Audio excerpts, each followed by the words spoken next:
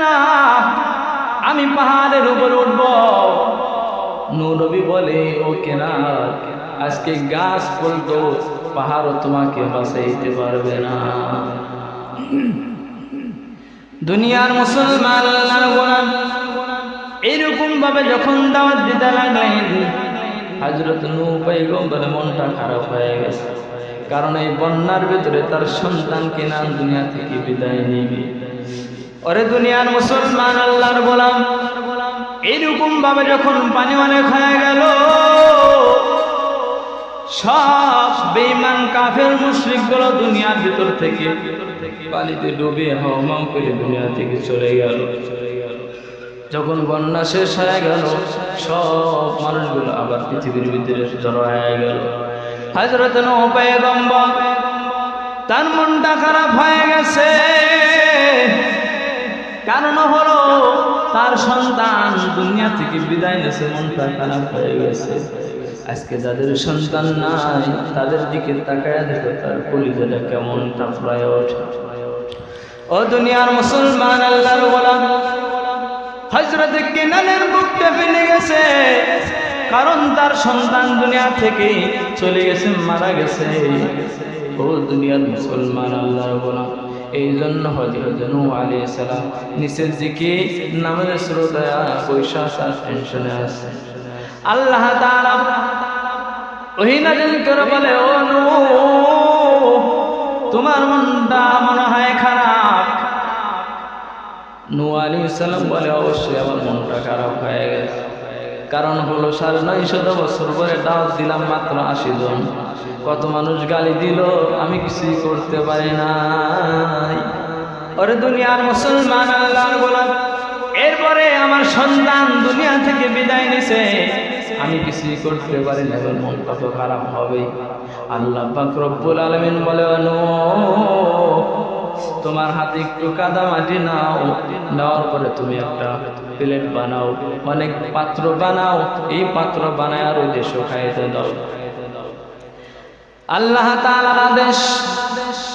হযরত নূহ পয়গম্বর হাতে কাদা নিলেন, অনেকগুলো পাত্র বানাইলেন। বানানোর পর রৌদ্রে যখন শুকায় দিছি, আল্লাহ তাআলার কাছে বলে, ও নূহ, এই পাত্রগুলো আগুন পুড়িয়ে দাও। আল্লাহ পড়াইলাম, বলে এটাকে তোমার কাছে যত্নে সহকারে রেখে দাও, যেন এই পাত্রগুলো যেন ভেঙে না যায়, অনেক যত্ন সহকারে রাখবা। ও দুনিয়ার মুসলমান আল্লাহর গোলাম, আল্লাহ তাআলার ঘোষণা।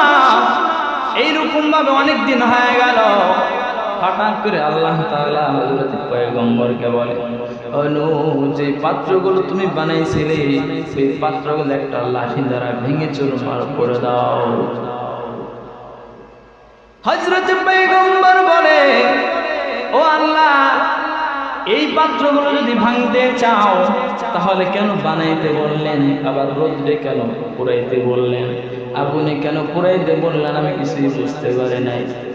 তখন হযরত নূহ আলাইহিস সালামকে বলে, নূহ, ভালো করে শোনো, যখন আমি আল্লাহ তাআলা মানুষ বানাইলাম, ও দুনিয়ার মুসলমান আল্লাহর গোলাম, ভালো করে খেয়াল করবেন। আল্লাহ তাআলা বলেন, ও নূহ, আমি যখন মানুষ বানাইলাম, ফি আইয়ি সূরাতিন মা শাআ রাক্কাবা। আমার আল্লাহ পাক রব্বুল আলামিন বলেন, এত সুন্দর সুগঠন দিয়ে আমি আল্লাহ তাআলা মানুষ বানাইছি। ও দুনিয়ার মুসলমান আল্লাহর গোলাম, ও নূহ, তুমি যখন দাওয়াত দিতে যেতা সেও মানুষ, তুমিও মানুষ।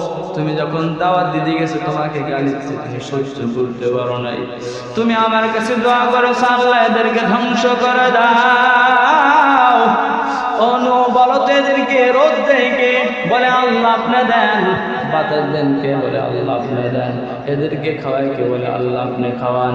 বলো তাহলে আমি আল্লাহ তাআলা কি তাদেরকে হিদায়াত দিতে পারি না? বলে অবশ্যই দিতে পারেন, কিন্তু তোমার দোয়ায় আমি তাদেরকে ধ্বংস করে দিলাম। এরপরে তোমার সন্তান কেনান, তোমার বাবা হয়ে তোমার মনটা বড় খারাপ হয়ে আমিও তো কিনানকে বানাইছি রে। ও দুনিয়ার মুসলমান, এরকম ভাবে আল্লাহ তাআলা হযরত নূহ পয়গম্বরকে বলে, তোমাকে সাধারণ এই মাটির পাত্র বানাইতে বললাম, এই পাত্র ভাঙ্গার কারণে তোমার মনটা খারাপ হয়ে গেছে। আর আমি আল্লাহ তাআলা মানুষদেরকে কত রূপ দিয়ে আমি আল্লাহ তাআলা বানাইছি। যেই ফেরেশতা বানাইছি আমি আল্লাহ তাআলা নিজের কুদরতে হাত দ্বারা বানাইছি। ওরে দুনিয়ার মুসলমান আল্লাহর গোলাম, তাদেরকে আমি আরো সময় দিয়ে আমার পথে তো আনতে পারতাম। তুমি দোয়া করেছো আমি আল্লাহ তাআলা, তুমি নবী, তোমাকে নবুয়ত দিয়েছি, তোমার দোয়া কবুল করে আমি আল্লাহ পাক রব্বুল আলামিন তোমার দোয়া কবুল করে তাদেরকে ধ্বংস করে দিয়েছি।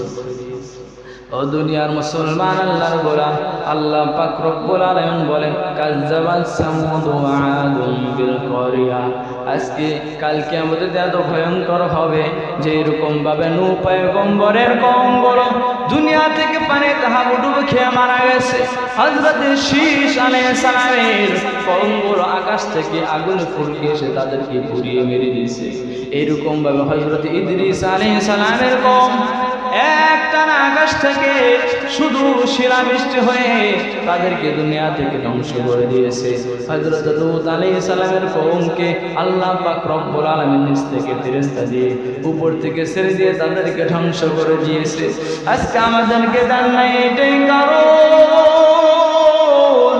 কারণ হলো আমরা শেষ নবীর উম্মত। ওরে দুনিয়ার মুসলমান আল্লাহর গোলাম, আল্লাহ পাক রব্বুল আলামিন বলেন, ঈমান আর আমল নিয়ে যাও। ঈমান আর আমল নিয়ে যদি না যাও বান্দা ওই কবরে কিন্তু শান্তি পাওয়া যাবে না, ঠিক কিনা? এই জন্য আল্লাহ পাক রব্বুল আলামিন আমাদের সেই কবরে যাওয়ার আগে পরিপূর্ণভাবে ঈমান নিয়ে